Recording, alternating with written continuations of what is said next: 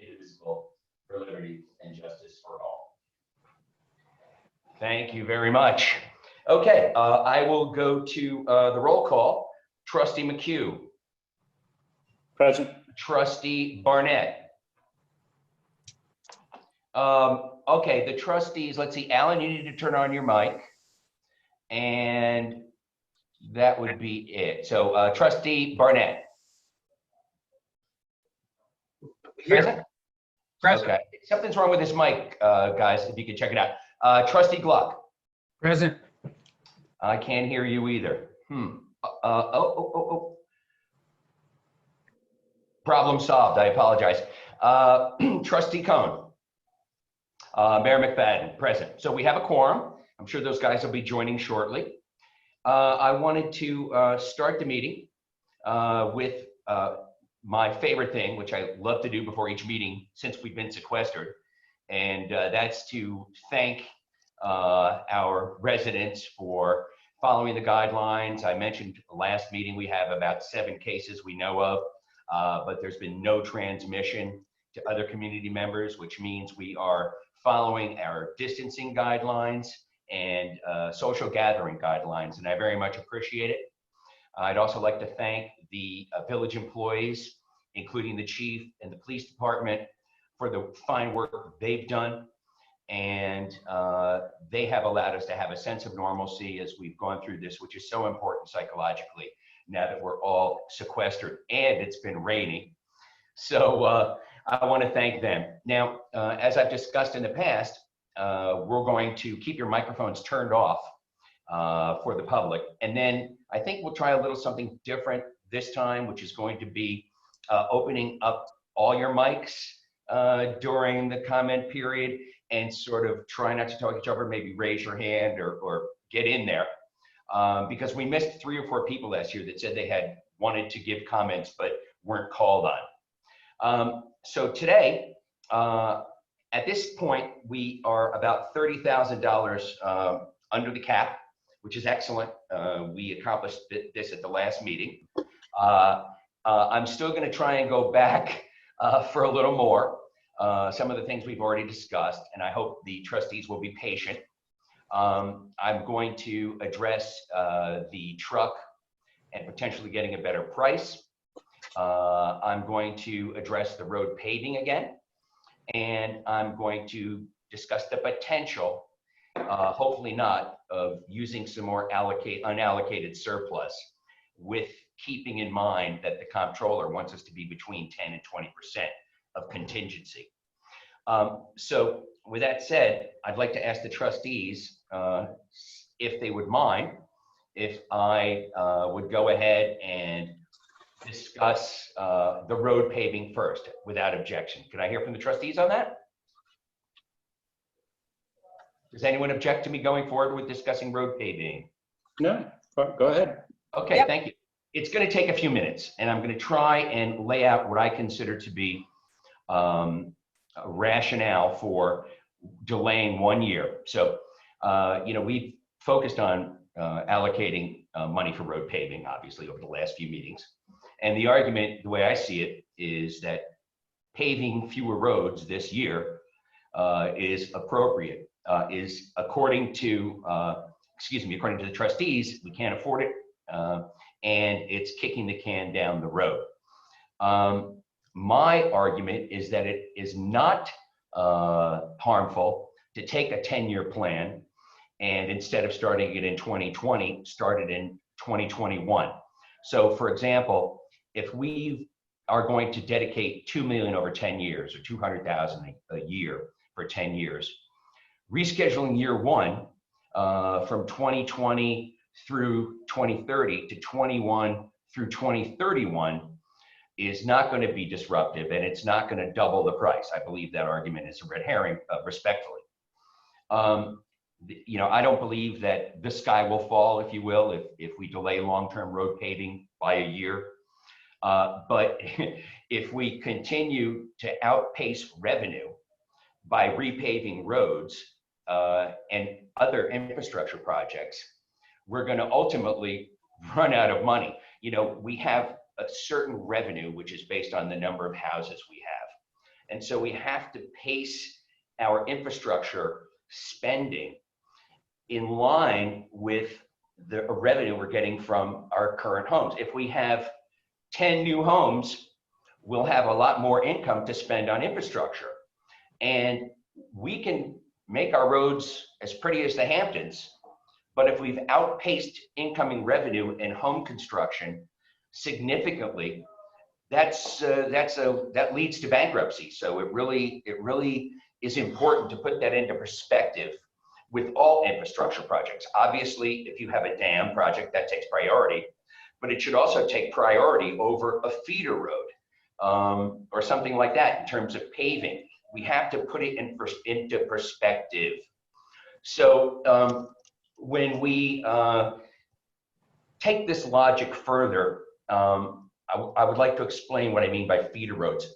Feeder roads access a limited number of residences.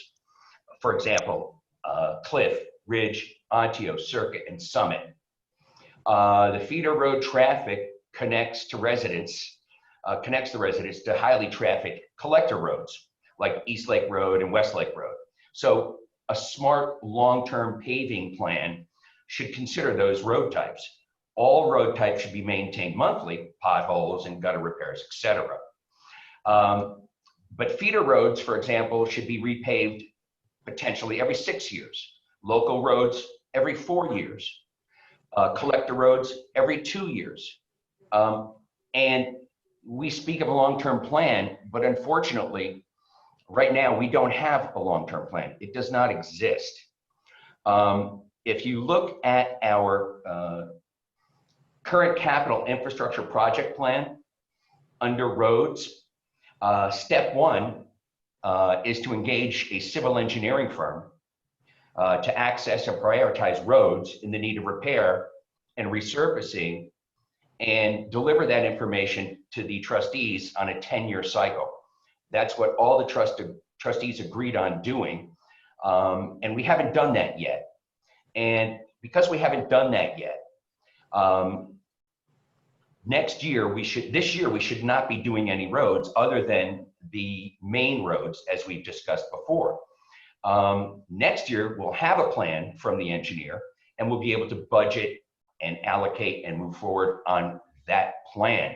So to me, because we don't have a plan now, we need to push off the beginning of a heavy-duty road resurfacing plan until next year. So that's my argument for that. And so I'd like to open up the floor for the trustees to see if I've swayed them at all to delay this project until we have a plan recommended by a civil engineer, and to delay the project because we want to lower taxes this year. Again, I do not believe that pushing it 1 year from 220 through 230 to 221 through 231 is that disruptive or financially irresponsible. So with that, I appreciate you giving me that time to make my argument, and I'd like to hear from the trustees, please. Can I ask you just clarification? And I will make sure the numbers are all correct.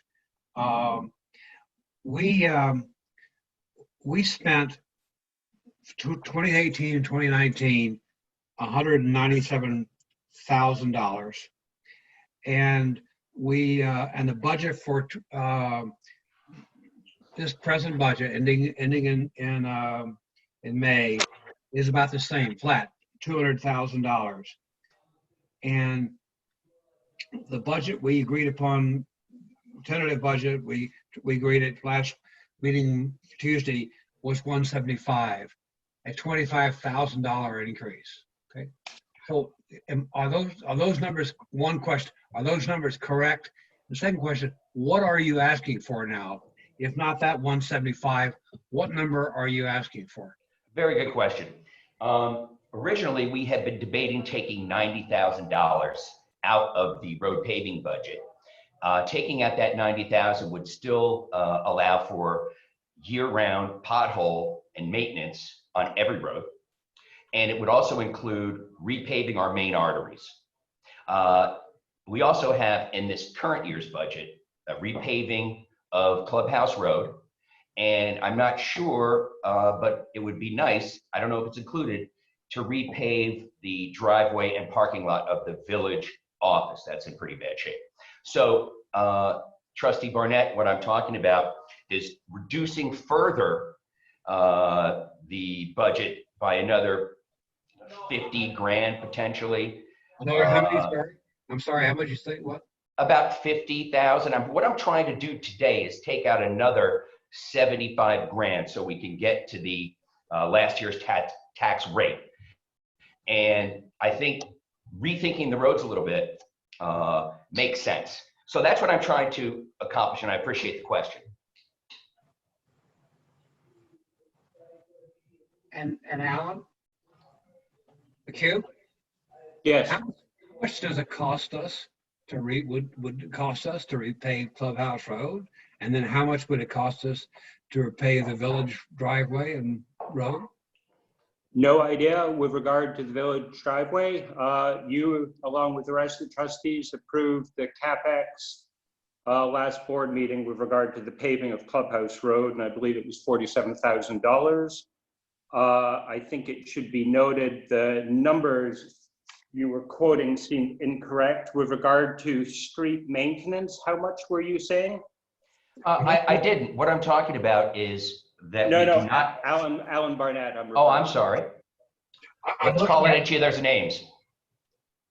I'm looking at line 51,511,040, street maintenance.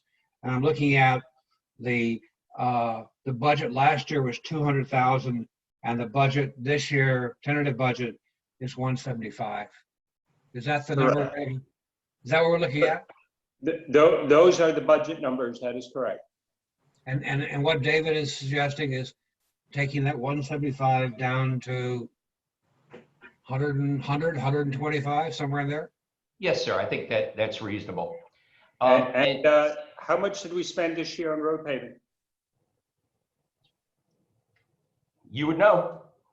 It's showing 85,000. But you know better than I do on that one, so. All right. We have approved as a board a $400,000 spend. So just put it in a context of what people are thinking about. That's issue number one. Issue number two is on the CapEx list. That specifically was with regard to hiring an engineering firm to look at the bridges in the village, not the roads per se. So it's slightly different with regard to that.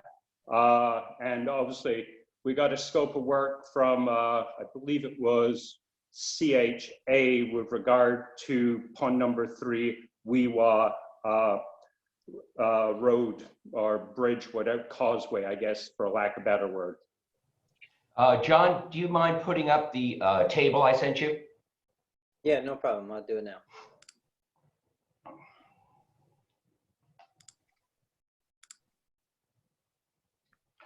Okay, now you can go to the table.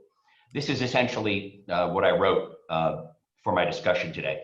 The board has been working on a capital budget for infrastructure projects. Very significant. We've listed pretty much everything we could possibly think of that needs to be done. Some is mandatory by the DEC, others is discretionary. And we continue to discuss amounts we're spending or planning for on roads. And all that's great. And we should spend something on roads this year in maintenance. But if you notice on the third row, it says maintenance work on roads. Section A, engage engineering firm to assess and prioritize roads in the need of repair and long-term plan on resurfacing. So this just is a demonstration of the fact that we do not have a plan. So I really prefer that we don't spend on a road repair plan without a plan. Next year, after we hire a civil engineer, which is what the trustees have decided to do, we will have a plan. So putting off the start of a 10-year plan until 2021 makes sense to me. I hesitate to go forward with spending 100, 175, various numbers without a plan. So that's why I'm asking us to put off our serious road paving this year, other than focusing on the main arteries as well as pothole replacement on all the roads. And next year we'll have a better understanding of how much we can afford, how long the cycle should be, how that will affect taxes, and then we'll have to look at it over time and decide whether we want to make adjustments. Again, the issue with all of our infrastructure projects is that I mean, it's great to want to fix them, and it's great to want to spend that $30 million as soon as possible, because we're all concerned that the longer time we take, the more work it's going to be. But all of those things may be true, but we cannot outpace the spending on infrastructure with the number of homes we have, because we'll go broke.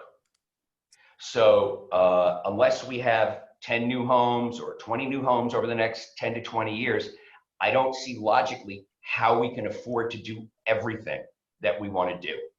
We have to prioritize it.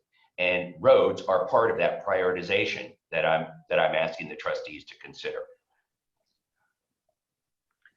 So, Thank you for that document, John. You can remove it. so Okay. that line item, since I actually wrote the capital budget after talking to everybody on the Board of Trustees, that line item really is not what needs to be done this year or next year.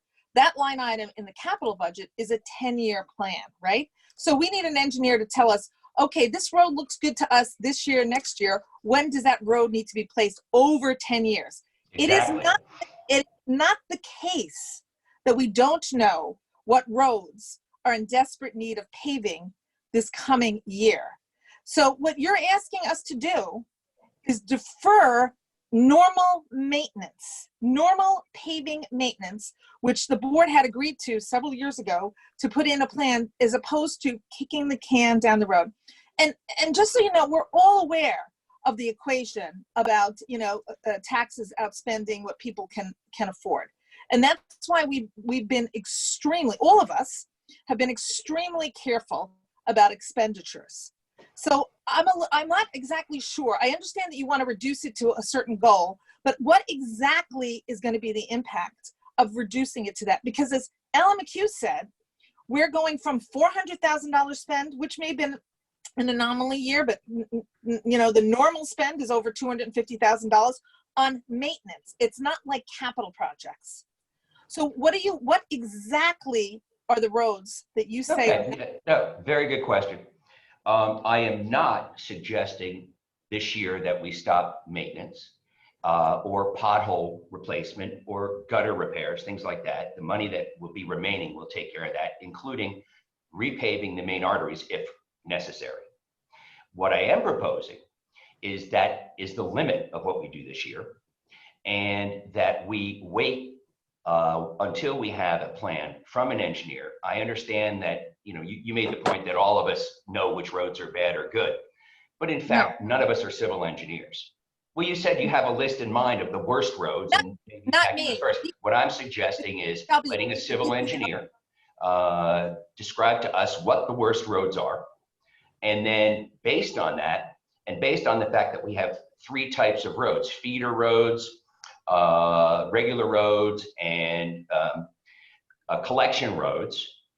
Maybe as part of the engineer's plan, we may not have to repave the main roads until, say, every 2 years could be the recommendation. The regular roads every 4 years, the feeder roads every 6 years. They only serve 2 homes, for example, and they have the lightest traffic. So while I do agree that through common sense, we can certainly pick out the roads to pave this year, I don't think we should go forward with paving anything other than the main arteries and doing maintenance, and wait 1 year until we have an engineer's plan that the board and Jeff and everyone else approves. Once we have that, we move forward with the 10-year plan. That's my suggestion. Yes, and again, I don't dispute the 10-year plan, But Jeff, not me, not the other trustees, are not the ones saying which roads need to be done. The experts are. Jeff has a list of the roads that need to be done. So tell me, I mean, Alan McHugh can step in and because he's obviously out of all of us, the most intimately familiar with the DPW operations. But have you spoken with Jeff and said what roads won't be paved? What exactly does this mean for us? Because again, we're cutting it down to 25% of our normal annual maintenance. And if not 25%, at least we're cutting it by 50% of our normal annual maintenance. And that's what I want to know specifically what we're talking about. All right, yeah, that's no problem. I did speak to Jeff, if that's what you're wondering. And it was during a discussion about lowering the DPW budget. And he said that the only place he thinks we can lower it is in road repaving. So that initiated where I start. But let me sort of rephrase the question back to you. Aside from the main arteries, what do you think, what do you plan on paving this year other than the main arteries? I refer to the expert, Jeff, and that's why I wanted you to answer me what roads are not on his list that are not going to get paved. Here is not, Jeff said, you can do whatever you want with the roads. He did not give me a list. He did not tell me to follow a list. And so this, to me, again, is a straw man argument. Let's try and focus on the decision at hand, which is paving the main arteries this year, if necessary, fixing potholes and doing maintenance across all roads, period. And then next year, based on a plan from a professional engineer and the input from the board and the input from Jeff, starting our 10-year plan, which we don't have now, but would expect at the end of this year, and use that and apply that in an intelligent, comprehensive way to road repaving. I feel like we're jumping the gun, wanting to do more paving right now. And we might pave a road that the engineer didn't think needed it, or that Jeff didn't think needed it. It's a simple deduction. I see you're smiling. Well, because you said, so, you know, so let's, I mean, I understand that we're all, I guess, pseudo experts on road paving. no, I'm not. I say, well, I mean, the question is, why would we as a board put in item A, which says we're going to hire a civil engineer to give us a 10-year plan? Why would we put that in if we're not willing to let that happen? You're confusing a capital improvement plan with annual maintenance. That is I am not. I'm telling you, I'm talking about not reducing annual maintenance. And I'm talking about a 10-year repaving plan. And if you want to see the diagram again that I pulled from our capital plan, I can put it up. Do you want to see it again? I drafted. I'm well aware of that. You drafted it and we all looked at it. I'll show it one more time if you don't mind, John. Again, Mac, you're confusing a capital. I know capital plans. That's a capital plan over 10 years. We're talking All right. about If you, I understand that you have a difference with what I'm saying. So let's just leave it at that. In our plan, we discuss roads and road repaving. Section A highlighted. Engage an engineering firm to assess and prioritize roads in need of repair and long-term plan on resurfacing and replacement of roads as life cycle is 10 years. What's wrong with that plan? long-term plan. Correct, Capital 10 years. plan. Mac, you asked a question. Please let me answer. You can take it down, John. Long-term plan. That is not what we're talking about with our annual capital budget for roads that are in desperate need of repair right now. So what I'm asking, and if Jeff is on the phone, I'd love him to tell me what roads he's going to not pave and what's the impact of that. All right, maybe we just change the conversation a little bit. This is a very easy line item. It was 200, we spent 400 this year. Upcoming budget year, we have budgeted 175K. What everybody is losing sight of is a recommendation is brought to us by the head of the DPW who has 20 plus years of experience maintaining and looking after our roads. He does not need an engineer to tell him the roads are in need of repair. He knows that, and if he needs to get external advice, he goes and gets it, i.e. Continental Road. So that's issue number one. Issue number two is we as a board on line items such as this, Jeff has to come before us, make a presentation on what roads need to be paved and everything. So we have a say in the matter. Yeah. So we have a line item of 175. I think it's appropriate and fair, but we as a board have the ability to veto Jeff's recommendation if we defer, or if we feel he is incompetent, which is what it seems like the mayor is suggesting, and doesn't know the roads, then we can get an engineer to come in and verify whatever Jeff's recommending. I really don't understand. As far as I'm concerned, I'm not willing to budge from the 175. And so that's my position. Thank you, Alan. I appreciate that. I do consider Jeff an expert. And I asked if anyone knows what Jeff is planning to repave, because we have a budget, and is it based on what Jeff said we need? If not, where did we get the budget number? Jeff has put together a schedule of roads. Do I have it in front of me? No. Are we going to have a meeting next week with additional road paving he wants to add on?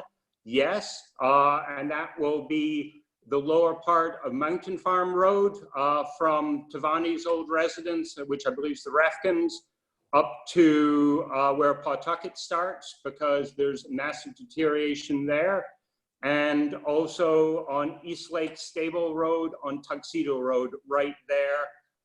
Jeff wants to do some paving there. We want to add that on to the paving we're doing on Clubhouse Road, because we can get some advantageous pricing on the sealant by doing it in one fell swoop. Okay, so thank you, Alan. I do consider Jeff an expert, but Jeff is not a trustee. And I am certainly not calling Jeff incompetent. I think that was a low blow. But yeah, we can and should, based on the tax base, the number of residents we have, the amount that people can afford, we, the board, must monitor and control what roads will be paved. Jeff may want a particular road paved, like Pawtucket. That's a feeder road. It's a road that could potentially be paved at a different time. I also would like to hear from the chief, if he's available, on the condition of the roads, because like Jeff, the police drive every road every day. Is the chief on? I am here. You're on, chief? Hold on one second. Can you hear me? Yes, sir. Chief, I was wondering, since you have a good handle on the roads, obviously, if you think that there would be any major damage or financial responsibility by not paving roads this year. What are the roads like to drive on? Well, I can tell you that there's several roads that are in need of pothole repair.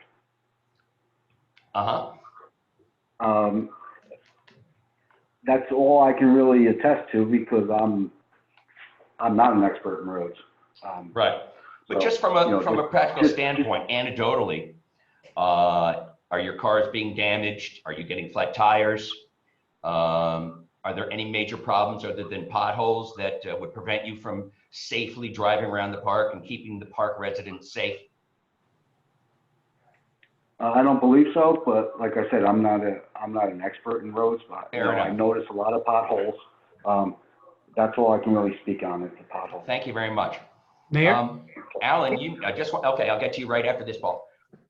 Alan, why do we have potholes now that aren't repaired? Because we're coming out of the winter and you have to wait till the plants are open, and we have a pandemic going on, so things slowed down in terms of restart of facilities. Well, we're going to have this pandemic going for another few months. That's another reason to delay everything. Paul, Trustee Gluck. Sorry, but sorry, before Paul, before you, say anything. I mean, the issue here is we have a line item in the budget of 175K. That doesn't mean we have to spend it all. We can allocate the expense throughout the year because we have a division head that's coming and presenting a proposal to us, and we have the right to say yay or nay on the roads. With regard to the cost of the materials being put on that, that's all done by government bid, and we know the cost of that. The question is, we as fiduciaries can manage how much is spent throughout the year, and you know that's really what this is. We're not abdicating our fiduciary responsibility. We're you know going the kind of antithesis of that. Jeff's making a proposal. We either accept it or not, and then if Jeff thinks we're wrong, then we're going to get a mediator, and we'll bring a third party in to go look at the road and go, this is far more problematic for the following reasons, if that ever became the case. Sorry, Paul. No, Paul, please. Sure. So I have a car that's at the Tuxedo Gulf Station right now with a flat tire that I deeply suspect was from a pothole on a road that's to be repaired. But who was driving, you or your wife? I'm not saying. I'm not. Couple of things.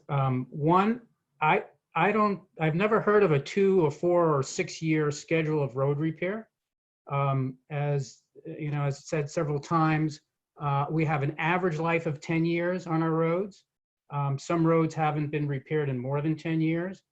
I don't know the last time Circuit Road was ever paved since I've been here, and I've been here about 12 years. Some roads go a much longer time. Some roads go a shorter time, but 2, 4, and 6 years is far too short a time as in terms of what the actual repaving schedule is like. I think there's a misunderstanding about the so-so notion of how you can in lieu of paving, repair potholes. I had a discussion with Jeff on this the other day. When a road gets to the point where it needs repaving, it's at a point where pothole repair is no longer viable. What happens if you try and repair a pothole on those roads, according to Jeff, is that the pothole repair just lifts up and disappears because the road is too far gone in order to take a pothole type repair. So that's not really a viable solution for roads that have progressed to the point where they need repaving. I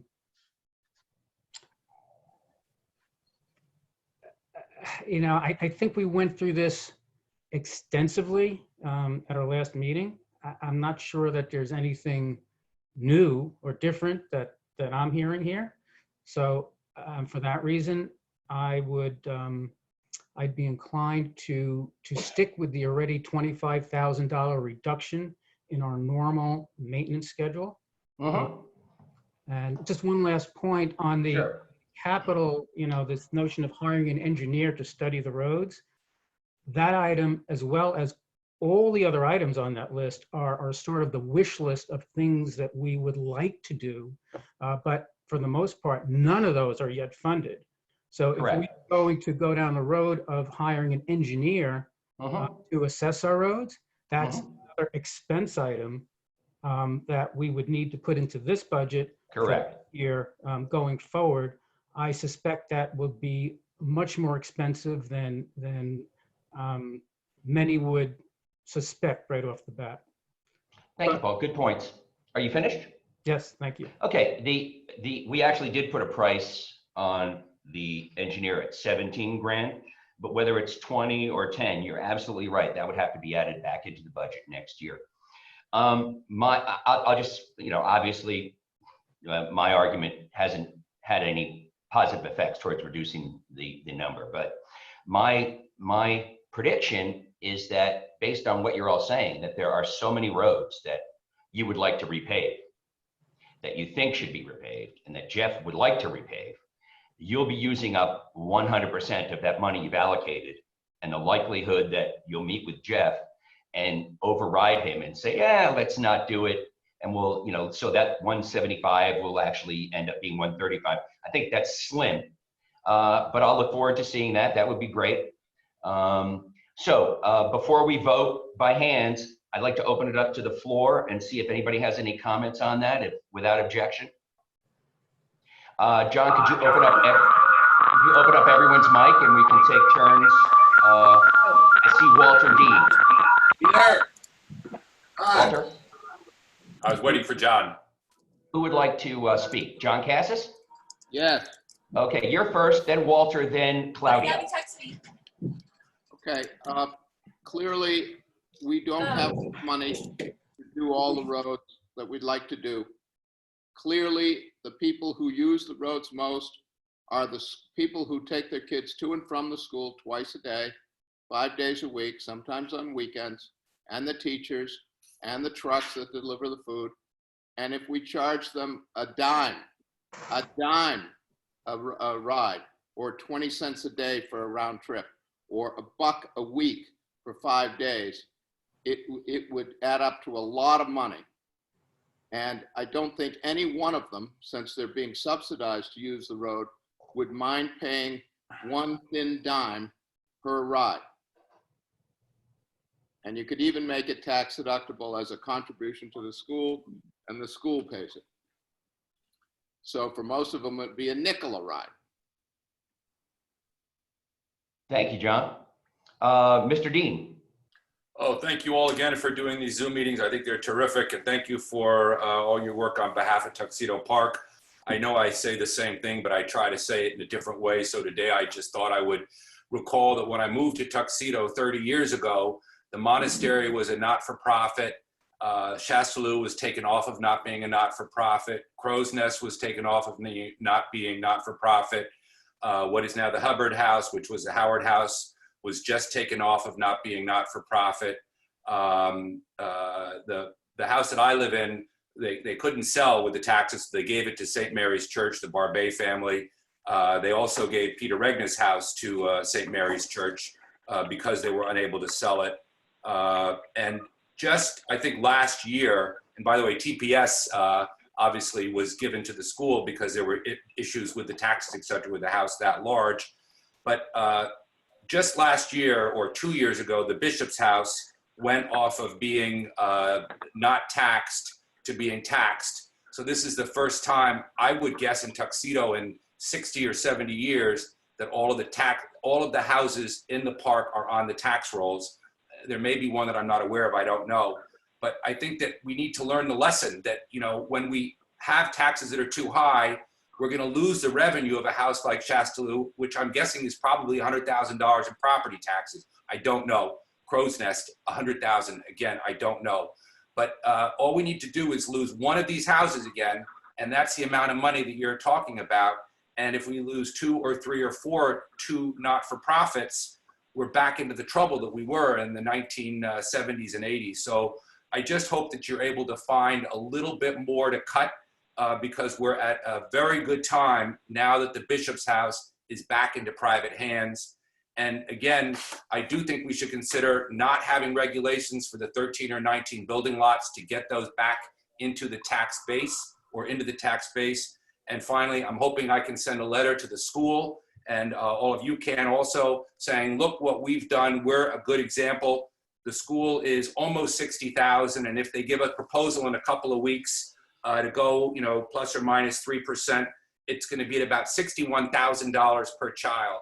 And how can we send the school emails urging them to be prudent if we're not prudent as well? Thank you. You're welcome. Thank you, Walter. Mr. Claudio. Yes, thank you so much, Mr. Mayor. You've done a lot of work here, and you have a lot of good ideas that are worth exploring. I want to emphasize that not everybody is lucky as we are here. We have the free time to come to a meeting at 2 in the afternoon. Other people living in Tuxedo Park are not as fortunate. There are very hard times out there, and I feel like the trustees are really not taking that into consideration. Over budgeting for the roads and saying, hey, we're not going to spend it next year, might not spend it. And then we'll recapture it back in the surplus is doing a disservice to the 20 or 30 people that are going to sell their house this year, pay for that surplus that's going to be pushed into next year. So you're taking money away from people who are really going to be selling their houses this year. And it's a wealth transfer from this year into next year, which is really not fair. And secondly, people keep on comparing this year to last year. Last year was the winter and the thawing was much more severe. But what we had last year that we do not have this year is the constant 100 or 200 or 300 dump trucks that constantly went up to Camp Comfort Road because of the construction going on up there. What injures the road the most are the heavy vehicles, the large dump trucks and the large trailers coming in with fuel and other things. This year is much milder. We didn't have all those materials coming in and out of the park. So if we really stick to just pothole maintenance and regular maintenance, maybe we can squeak by and it's a tough period out there. We got to look out for the little guys. One last question I have, Mr. McHugh, if he's not totally bored looking down. Trustee McHugh, we looked at tar and chipping a lot of roads. Is that a viable option still or is not working? It is a viable option for the tertiary roads. Yes, Jeff has looked at it, and it is going to be considered. I guess the best case was Fox Hill Track Road or Fox Hill Road, where tar and chip was done. And is that less expensive per mile, the tar and chipping? And if so, by how much? Yes, I don't have the exact numbers in front of me. All right, thank you. Yeah. Thank you. Oh, You raised some good points. I'm sorry. Yes. If I Who's can't, speaking? if Would I Alan or Paul, Trustee Gluck or Trustee McHugh like to speak? I think you both Sure. would like to. Just to supplement that, I did ask Jeff that question about tarring and chipping, because we have had some roads previously tarred and chipped. His tar and chipping works okay for roads that are not too far gone, but roads that need repaving are not good candidates for tarring and chipping. In other words, that tarring and chipping is better than pothole repair. But if a road is at the point where it needs repaving, tarring and chipping it's not a good candidate for that type of surface. Okay, thank you, Trustee Gluck. All right, Mr. Barnett, Trustee Barnett, please. This question of road maintenance, we're talking about $25,000 to $50,000. But what we're talking about every year is you look at maintenance. Let's cut maintenance. There's no constituency for maintenance. We have, I'm reminded of the lake, the big lake. 10, 15 years ago when milfoil first came on, had we acted then, 100,000 or something, we would have prevented that milfoil. We didn't act. We deferred it year after year after year. And now with the big lake, we have three choices: spend $1.5 million to hand pull it, treat it with chemicals, or do nothing. Walter Dean, you talk about the value of real estate in Tuxedo Park. How much of the value of the lake property is decreased by the milfoil on the big lake? So we keep going back to we keep going back to the question of maintenance.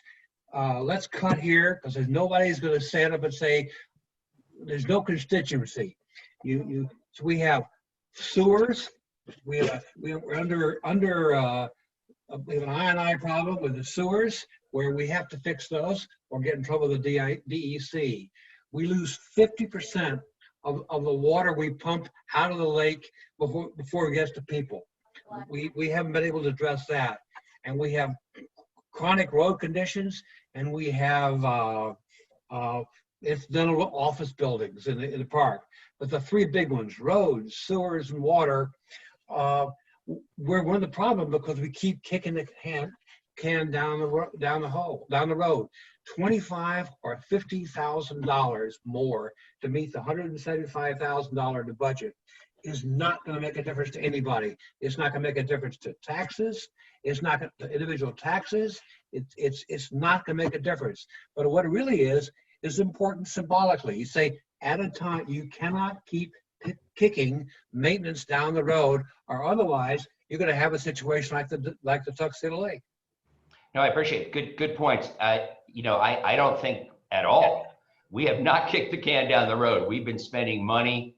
I don't have a total number, but the sewer plant for DEC, I&I, infiltration, looking into the pipes, we have spent money. For example, it's not like over the last few years, we haven't done any paving. We're not starting out at a deficit. We haven't kicked the can down the road over the last 4 or 5 years because we paved, we budgeted for paving, and we've done it every year. Now, moving forward, what I'm suggesting is that we delay the start of a long-term plan. So rather than starting it in 2000 and ending it in 2030, we started in 2021 and ended in 2031. That's not kicking the can down the road. Can we call for a vote this question? I think all of us discuss this thing. Yeah, no, I understand. I just wanted to give the public a chance to speak. And obviously, I know where this is going, but if anyone else wants to speak, speak up now. Okay, so, I'm sorry. We have Mr. Rodzenko. Is his mic turned on? There we go. Thank you for not referring to me as Mr. Chauncey. I've heard some interesting comments at the various meetings here, and I think that one of the most important thing any community has is the people, both elected and non-elected, who get together for dialogue. This is a very valuable aspect to helping a community move forward. Walter has presented some rather startling numbers at the last meeting about houses that were listed for X amount and sold for Y amount. And these are primarily the big houses, which are feeling primarily the impact of the limitation on local tax deductions that are hurting, along with the uncertainty. I think that's primarily been the effect, and it's been a growing effect. So I think in a municipal community like ours, we've been at a turning point for quite a while now. And the question is, if those kinds of sales continue, then we're going to look at a continually eroding tax base. And there will be no choice but either to adjust the budgets to meet the tax base that's there, or to build additional houses and increase the tax base that way. But we are really at a turning point where I think we do need to look forward a number of years. We need to put this all in perspective and see whether 2 years from now, instead of talking about kicking the can down the road, we're talking about whether or not we can actually meet the most basic services because we overspent in previous years. So I'm just encouraging this dialogue to continue. And my personal preference is I would like very much to see the tax rate stable or better. I'd like you guys all to be heroes for every one of us. And good luck. We really want to find some ways of doing this all sensibly. Thank you, sir. Anyone else? Okay. Oh, yes, Alan, please. Can I ask a follow-up question? I heard you. Paul, the budget is $4.2 million, $4,161,000. We're talking about a couple $100,000 of that budget for maintenance, the road and the I&I. Where would you cut the budget to satisfy your objectives? What's there to cut? There's nothing to cut. Which Paul are you asking? You, sir. Well, Rodzenko. I don't think that's a fair question to ask me because I have not been in the nitty and the gritty of the budget as long and as deeply as you have. But I have, in my experience in both companies and in other government service, I've always seen that there are places to economize, other ways to come up with efficiency, and you got to come up with some way of living within our means. And you know, whether this is working out a deal maybe with the town to share some assets, like possibly you know, fail safe if something goes wrong with the truck for a year, and finding ways, trying to do things sensibly that way, where we can take advantage of the neighbors that we have. Hopefully there's good relations between the town and the village. It's not always been that way. And try to come up with some common sense things. But, you know, Ben Franklin said common sense is called common only because it's so rare. And, but I think we really need to bring some to bear here. And this budget has been gone over in detail. Every item has been looked. Look, the fact of the matter is that most of the budget is for this compensation for DPW, the police. It's for their pensions. It's for their medical expenses. There is precious little that can be squeezed out any further. This budget has been mined. We've looked at services with towns. We've made services for towns. We're looking at expanding that in other ways, but there isn't a lot. There is no fat in this budget, and the problem is everybody looks at maintenance. Maintenance. That's the one that's where to cut it. Let's cut maintenance.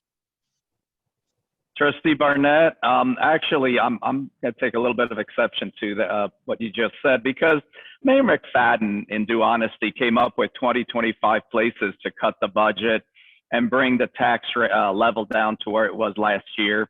So we can tell people out there, we can tell the new buyers who are concerning a purchase here, hey, every year your taxes will not go up. We actually have a board of trustees that cares about keeping taxes stable. And so, you know, just from memory, and my memory is pretty bad, not as good as yours, Mr. Barnett, but Mayor McFadden came up with 25 areas where the budget could be cut last time. And I don't think the trustees are considering many of these 25 items. Actually, Claudio, we looked at it. We went down every item. But I'm not sure. You were on Monday, weren't you? I was on. Just to cut in, if I may. If I may, just to cut in, and then we'll take the vote. I proposed $184,000 of changes, and the trustees approved 20, and I'll take it. So anyway, obviously, we're not going to be doing anything with the road. Is that correct, trustees? I'm not Oh, we supportive. are. Okay, great. Sorry? I'm just wondering how the trustees would like to put their opinion in on whether to move to another subject. Yeah, I'm not supportive of cutting maintenance, and that's what we're really talking about any further. And we have cut it $30,000, and substantially compared to this year and even last year. And there is a point that you can't cut maintenance anymore. So, because you're going to have to pay for that in the future, as we all know with our houses, or Paul with his flat tires. Anyway. All right, thank you. Anyone else? I'll make everybody mad at me. I'll cut it by 25,000, drop it to 150. I think that it's a mistake. I think symbolism is important, so I'd go to 150. I would meet that compromise. Okay, you guys. I'm staying at 175, as I said. This is sort of reckless, if you ask me. Cutting a budget without understanding the impact on a fundamental service in our village, a maintenance, not a capital, not a long-term capital plan, a maintenance item. This is not bidding at an auction or anything like that. This is, if someone gives me a good reason, tells me specifically which roads are going to be impacted and why it's not necessary, then I would consider that. But as a fiduciary for everyone in this village, we cannot just willy-nilly negotiate without understanding the impacts.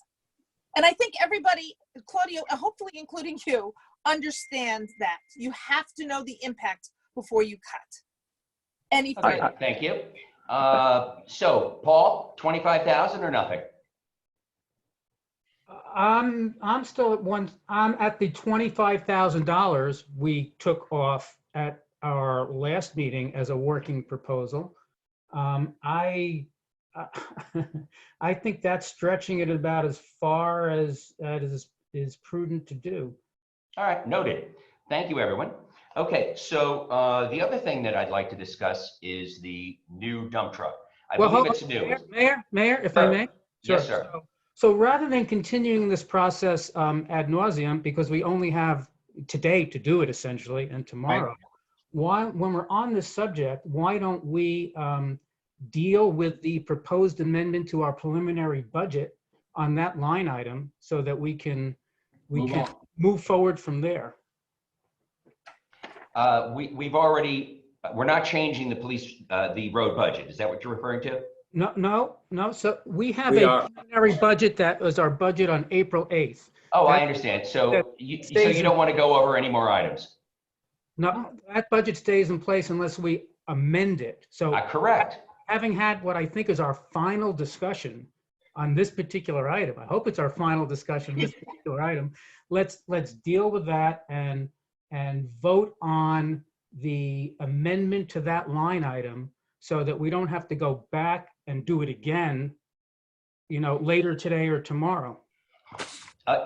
Absolutely. So you're referring to, not to today, but what we did last time, which Debbie put into the budget. So as it stands now, we have that budget we're dealing with today, and until we decide to make it the final budget, we don't need to accept each amendment. We can do it under one cover.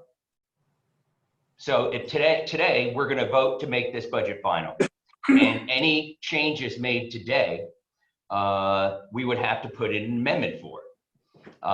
And Debbie is taking notes, and if we deduct $25,000 more, she would make that adjustment, and we would vote on that as the final budget.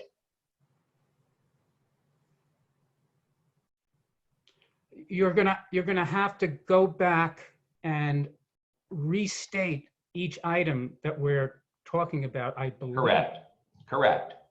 That's right. And that would be done prior to the resolution to accept it as a final budget. John, do you have any comment on that? Sorry, before you comment, John, isn't Paul just saying, let's be efficient?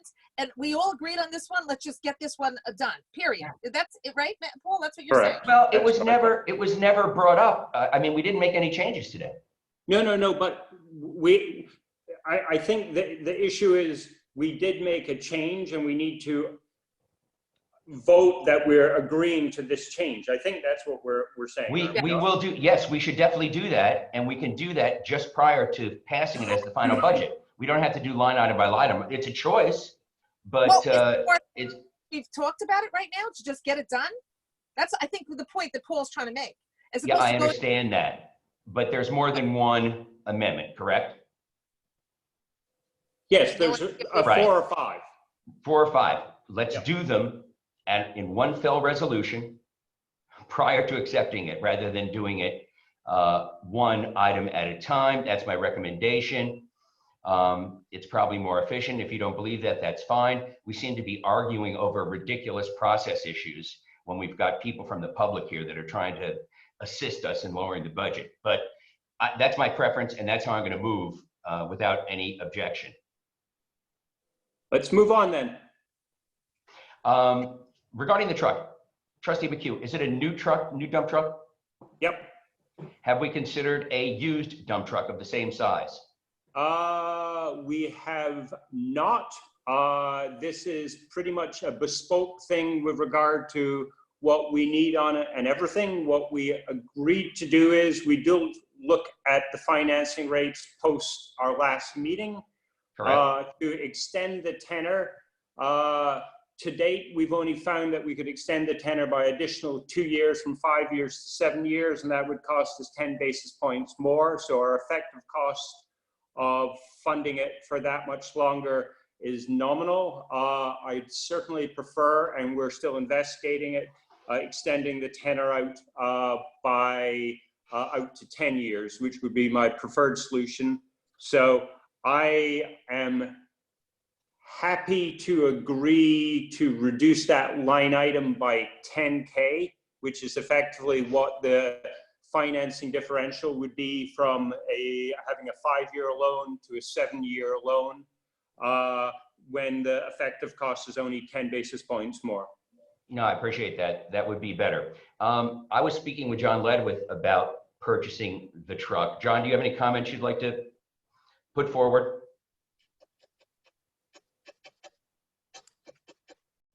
John, are you available?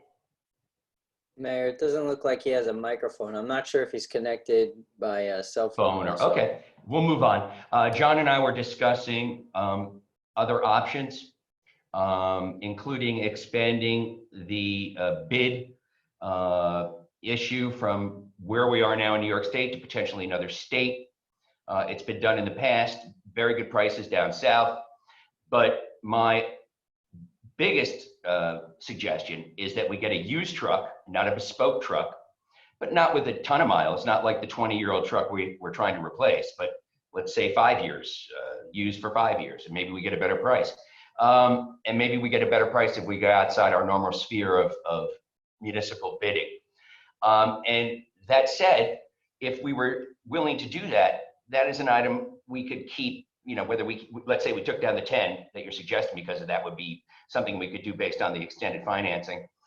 We'll leave that in, let's take out the 10 and then agree that this is not a fait accompli. If we find a truck that's used that's just as good, maybe we go with that. Would that be acceptable to you? Right. As far as I'm concerned, nothing is a fait accompli. These are budget categories which realistically reflect what we're going to spend on something. It's not part of our procurement policy because we haven't gone out and gotten 3 bids. We have 1 bid from Freightliner.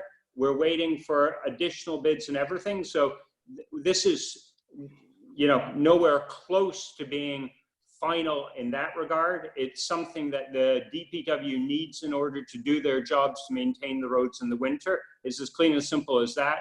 What the most cost-effective way to get it, that's a separate issue and will be presented to the board by the head of the DPW and along with his recommendations on what we should do. So I'm happy taking, as I said, I'm happy taking the 10 away. I don't see any, we haven't boxed ourselves out of anything, and we're still open to additional ideas with the optimal way to source this. So, terrific. Does anyone have an issue with that? Any of the trustees? Okay, good. That's terrific. Thank you, Alan. My last issue would be, let's see, we've taken 90-something thousand, 120-something thousand out of unallocated resources.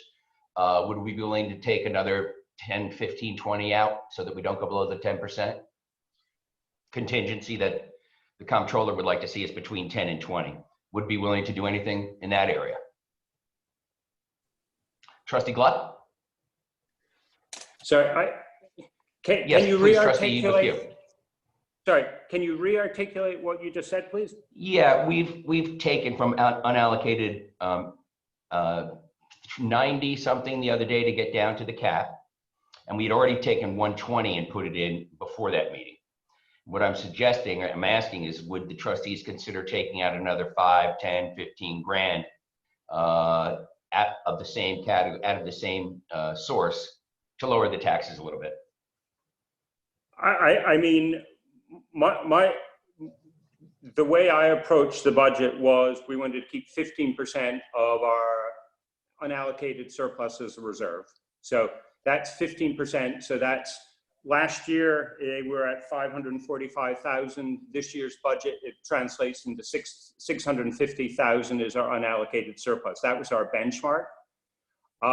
Basis this year's financials and where we are, I'm confident to take that number from, I think we've got Debbie put $207,000 or $213,000 in. I'm comfortable to take it up to $240,000, which will come from us being under budget this year and keeping our unallocated surplus at 15%, which I think is important, especially given the INI, and we're going to have to do some borrowings with regard to that. So I think that's a really important metric with regard to that. But I'm willing to take it up to 240, but that's recognizing 240 is not coming from the unallocated, coming necessarily from the unallocated surplus. It's being the unallocated surplus that has been built throughout the year. Terrific. That would be, I think, terrific. And I think it shows that we care. Does anyone else object? Does anyone object to doing that? Sorry, it's not that we care. I think that's a bit of a misnomer. No. I don't mean that we don't care. I'm saying it shows we do care. Well, it's a recognition of the fact that we've been able to manage the village government this fiscal year, which has allowed us to be under budget.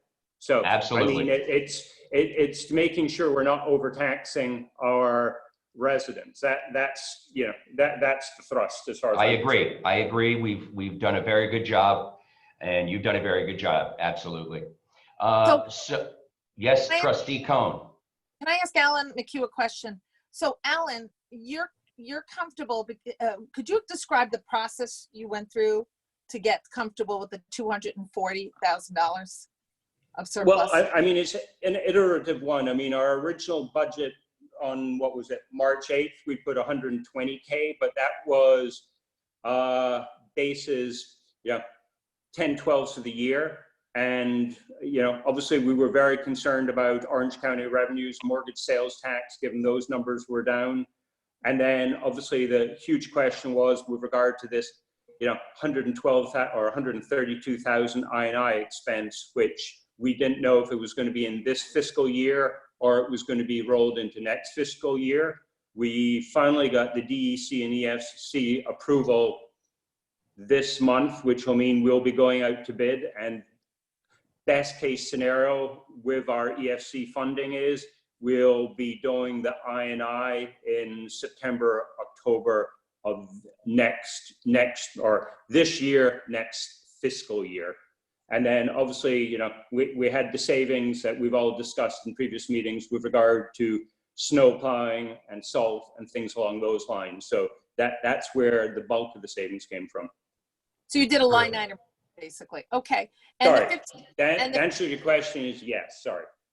So, okay, so you're fairly confident based on the additional work you've done. And then the other question is the 15% reserve. That's something that historically the board has wanted, is a 15% reserve, because the controller goes as high as 20% or as low as 10%. The controller has advocated it, and our accounting firm, Arias, has advocated between 10 and 20%. To give you an order of magnitude, it's been as high as $1,040,000, and it's been as low as 79,000. So that's the order of magnitude in terms of that. But obviously those the budgets were totally different in different times of year. So you have to do percent of budget, but we're trying to benchmark ourselves there. In recent history, the worst year was 2015-16, when our unallocated surplus got down to 2.5%. So that was dire conditions back then. So you're Thank you, Trustee McHugh. And also, I mean, you have to give us credit in the sense that we had a legacy of poor bond rating and a very small, if any, contingency. And we've been able to recapture our highest bond rating. And that is something that this board has done. I think we should be proud of. All right, so thank you, everyone. Now, Debbie, are you available?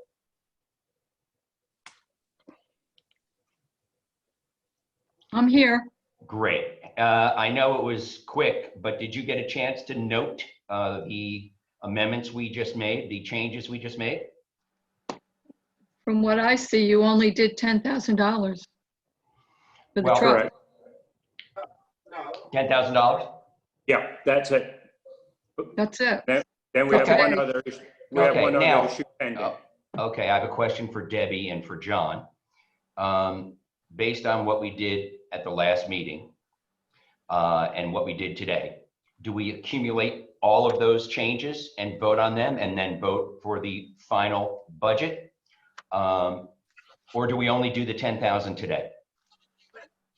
It would definitely be clean to do it all today, just to make sure everything's done and everyone is on the same page and that nothing is left off or there's no confusion. But if I recall correctly, the board had agreed to make certain changes last time. And so you wouldn't necessarily have to do it. If you are going to include it today, perhaps you can include the new change or changes that the board makes and confirm the changes that the board has previously made to the budget. Okay, so can I actually incorporate that in the following resolution? I move to approve the preliminary budget, and then we apply all the changes, we insert all the changes there, and then continue as amended as the final village 2020-2021 budget.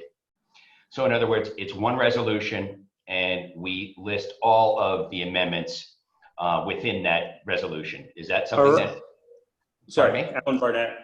Yeah, guys, I'm looking at the budget that Debbie sent out this afternoon. It's the April 8th budget revised as of the 28th, as of Tuesday. And it seems to me like we've agreed on a total of $62,000. We've agreed to increase the revenue by $37,000. That comes from moving up from $213,000 from appropriated surplus to $240,000, and is my math. And the other one we've agreed is to reduce the road budget by $25,000. So you add those two together. I think, if I may interrupt, I think that what we did was Alan McHugh said we could drop 10 on the 35 for the truck because he believes that we might be able to get a better financing. Okay. Correct. And then Trustee McHugh also gave an additional amount from unallocated. So I believe that was what? How much did you offer, Alan? Was it 10, 20? It was, we were taking it from 213 to 240. Okay, that's very good. Very good. Gets us really close to where we want to be. So Debbie, actually those would be the, David, don't forget I'm sorry, Trustee Barnett, I'm sorry. David, don't forget I couldn't hear you. Don't forget about the $25,000 that we're reducing in the road maintenance. We're not. I think that was a 3-2 loss for us, Alan. Really? Paul? Yeah. Did you vote for it, Paul? Yep. Paul, where'd you vote? You voted to keep it at 175. 175. What's that? I'm at 175. Keeping it. Yeah. So the one thing. I thought you'd agree to 25,000. Sorry. No. So to be clear, we have a budget that's the law of the land that was adopted April 8th, right? We are now making changes to that April 8th budget, either as a whole or line item by line item. On that particular item, the reduction I am voting in favor of is a reduction from 200, I think it was, down to 175. Correct. Thank you. All right. So what I'll suggest, and John, if you want to chime in, that I read the preliminary part of the resolution, and Debbie then reads off all of the changes from when Trustee Gluck is talking about, and then I'll complete the, I'll accept Debbie's numbers, and I'll then complete the resolution. Is that something that you think would be reasonable? Here? Sorry, Sure. I'm a little bit lost here, given correspondence this morning about raises of employees. So what was in the budget, implicit in the budget, is no salary increases. No, that's not true. For non-union employees. No, So- in fact, no. Thank you for bringing that up. No, the issue is we have done, and we tried very hard to figure out a way to be consistent and fair in judging salaries for the non-union employees. That would be Jeff, Debbie, Denise, and John. In the past, we felt it was random. No bar had been set. In fact, we've never, ever, no one has ever given those people a performance review. And our goal in doing so is to be able to pass on a strategy from administration to administration and use the performance reviews as a backbone for salary increases and promotions. So I know that there's been some questions about increasing salaries this year. I did put increases in, and I know Trustee McHugh did as well. And the reason is very clear. Their work through the COVID sequestering, their reviews were fantastic across the board. And so I put in an inflationary related raise. Sorry, and my only question is, what line items did you put that in, since I didn't and the line items haven't changed? That's where I'm confused. I will refer that to Debbie.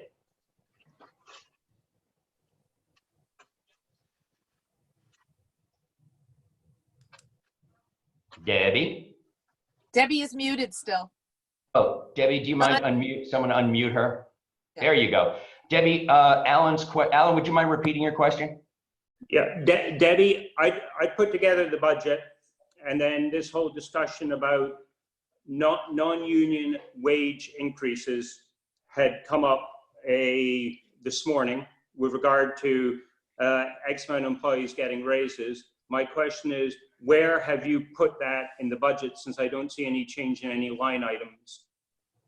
No, there wasn't any change in the line items. The category for clerk treasurer, there may be room there because when there's a replacement for me when I retire, the salary, I would assume, is not going to be what I'm receiving now. So there should be a little wiggle room in that category. So how are you going to amend the schedule of wages and salaries to reflect that, if at all? I don't know if So the Alan? simple answer is you're retiring, so you're not going to worry about that. Without saying it, yeah. So Trustee McHugh, why don't you meet with Debbie? And if you want me there, I'm happy to be there and figure out where you'd like to allocate things and how. Wait, we have to, no, it has to be part of the budget right now. So if Debbie, if you're, Alan, am I Well, yeah, getting- she does have a number. She does have a number. It's her salary. She is not getting an increase that you promised her today by email. I did give her an increase.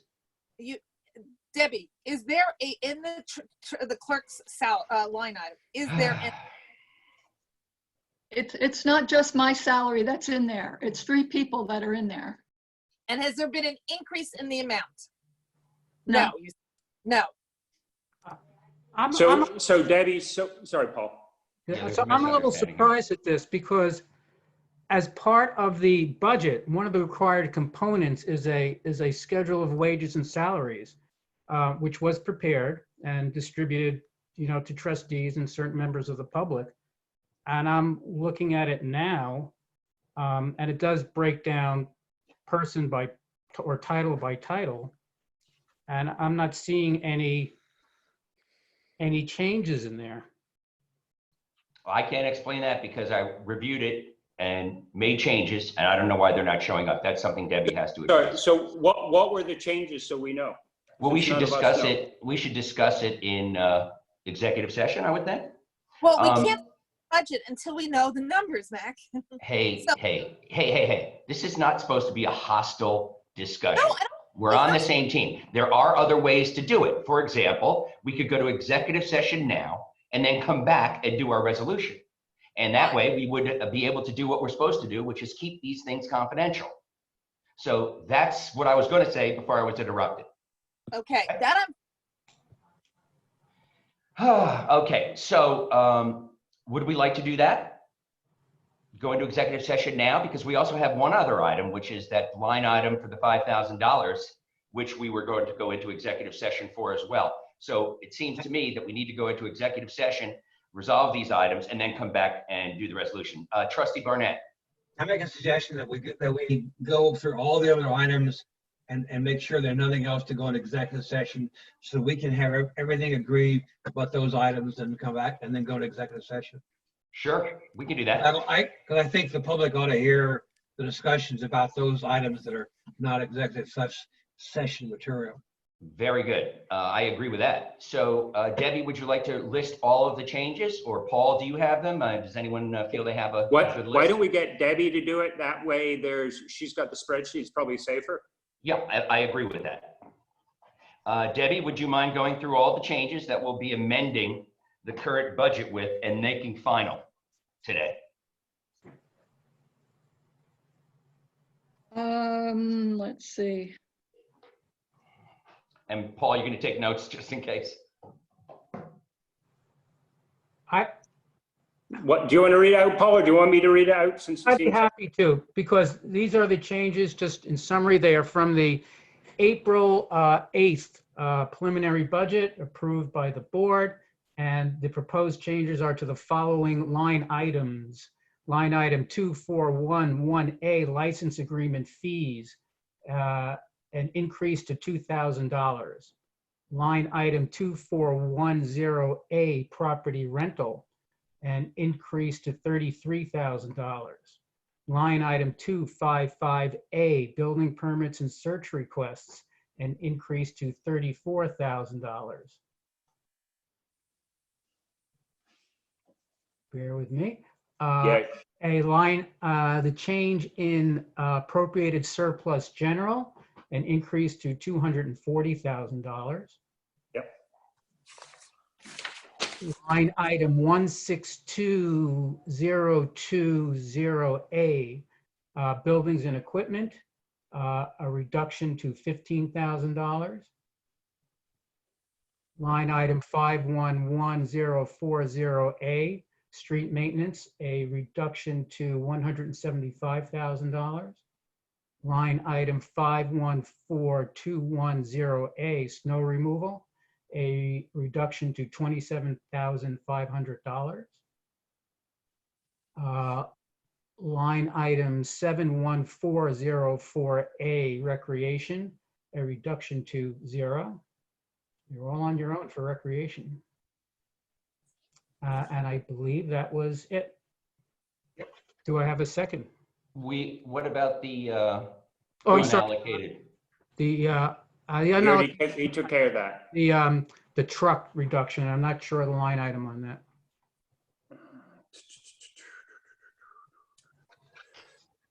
Hang on, it's line item 513020A, machinery equipment, was 60,850, becomes 50,850, Debbie. Do I get an acknowledgement? Yeah, I'm waiting for somebody with inside information like Debbie. That's correct. Okay. That's Okay. correct. Okay, terrific. Thank you, Paul. Sure. All right, so are we ready, Trustee Barnett, do you think, to go into executive session? Yes. Okay. Anybody else? Yeah. For the public, we'll be going into a private Zoom room for, I don't know, maybe up to 20 minutes. I don't know exactly. And then we'll be back to pass You're the an final optimist, budget. David, you're an optimist. Pardon me? You're an optimist, David. Thanks. I know, I'm almost done with meetings. So I want to thank anybody that's going to be leaving from the public for tuning in. I really appreciate it, and I appreciate your comments. And if you're here when we get back, that's terrific too. So I move that we leave the special trustees meeting budget workshop to enter executive session to discuss particular persons. May I have a second? Second. All in favor? Aye. Aye. Okay, John, you want to bring us into a side room? Yeah, I Or believe Paul. I have to do- Trustee Gluck has to do it.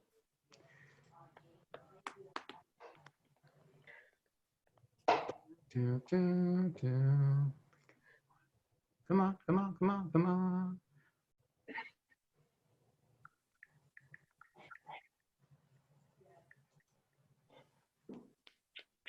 Mr. Gazen, are you climbing Highland and Aspen? Yeah. Is that Everest? And I don't know. Oh God, could it be Everest? It looks to me like Highland in Aspen, Highland Mountain, but I'm not sure. If you turn on your mic. Yeah. I'm sorry. Yeah, you're right.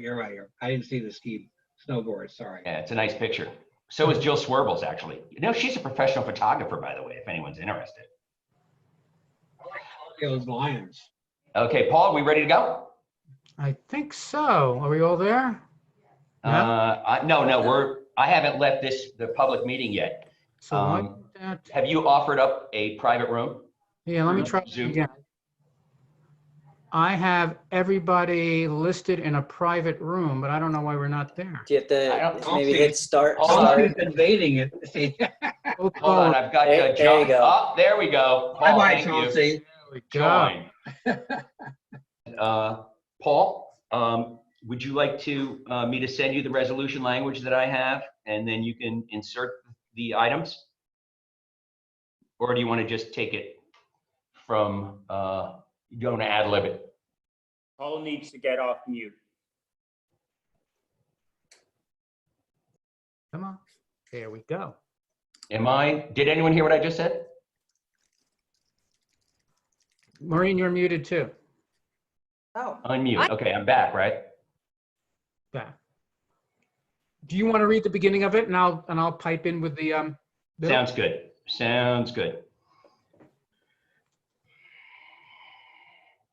Okay, we are going to pass a resolution, propose a resolution, excuse me, to approve the final budget with amendments. And I'm going to read the beginning. Paul's going to take over, and then I'll read the end. I move to approve the preliminary budget with the following amendments. A change in line item 2411A to $2,000. A change in line item 2410A to $33,000. A change in line item 255A. I'll read the caption of the building permits and search requests to $34,000. A change in appropriated surplus general to $240,000. A change in line item 3640.40 to $3,020. A change in line item 162020A to $15,000. A change in line item 511040A to $175,000. A change in line item 514210A to $27,500. A change in line item 7144040A to 0. And that's it. Do we have a second? Nope, not yet. Yep. So you just read the amendments. So I'm going to finish the resolution, which says as amended, as the final village 2021 budget. May I have a second? Second. Any discussion? All in favor? Aye. Aye. All in favor? Aye. The ayes have it. Any other business? We wanted to discuss something on the agenda. Let me see. Oh, yes, we do. We need to approve the sewer contract. Sorry, the sewage solid removal contract. I believe Debbie sent around, we had a bid opening yesterday at 2 o'clock. Our current vendor came in at the lowest price. So we need to pull that up and approve that one. Okay. Do you have the language of the project, Alan? In other words, you want to do the resolution? I have to find it now. Because I do not have the language. No, So I'd be winging it, and you know more about it than I do, so. Hang on.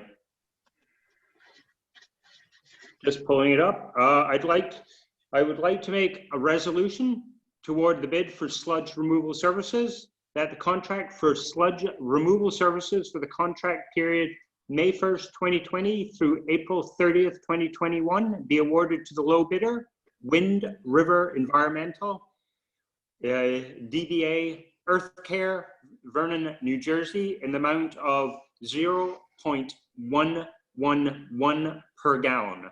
Do I have a second? Second, and I'll call the roll. All in favor?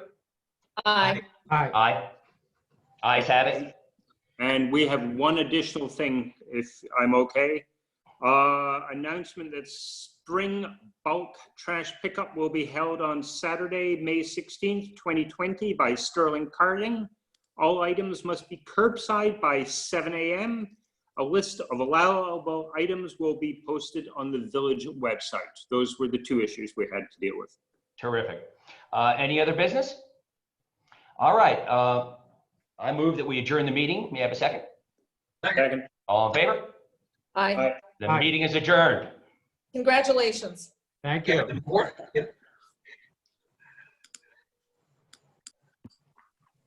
I'll leave the meeting, right? Yeah.